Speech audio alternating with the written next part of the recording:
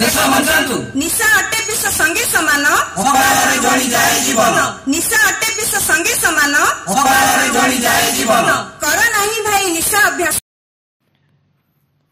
निशा निवारण सचेतनता शोभायात्रा आज अनुष्ठित हो जाइछि।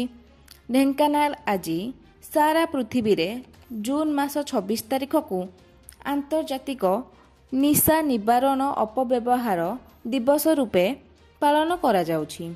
एही अवसर रे ढेंकानाल मिनी स्टाडियम ठारू पुराना जिला परिषद सभागृह जाए एक शोभायात्रा अनुष्ठित हो जाइछि। जिलापाल सरोज कुमार सेठी एही शोभायात्रा को उद्घाटन करथिले। सेठारे एक साधारण सभा करा जाई निशा सेवनर भयावह उपरे आलोचना करा जाइथिला ओ युव समाज को एही निशा सेवनरू दूरेई रहिबा पाई सचेतना करा जाइथिला।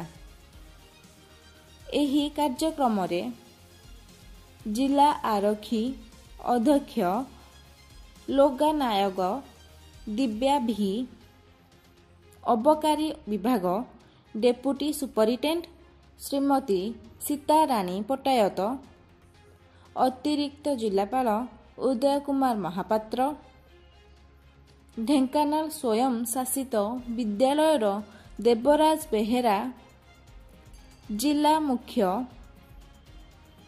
चिकित्सालय अधिकारी अशोक कुमार दास जिला समाज मंगल अधिकारिणी सौदामिनी साहू विभिन्न विभागीय अधिकारी आरक्षी कर्मकर्ता तत्सह स्वेच्छासेवी अनुष्ठान ऐरा शुभम चेतना और प्रियार सदस्य माने ओ प्रजापति ब्रह्मा कुमारी भाई और भौणी माने गणमाध्यम प्रतिनिधि एवं सिनर्जी इंजीनियरिंग कॉलेजर छात्र छात्री माने जोग देइथिले।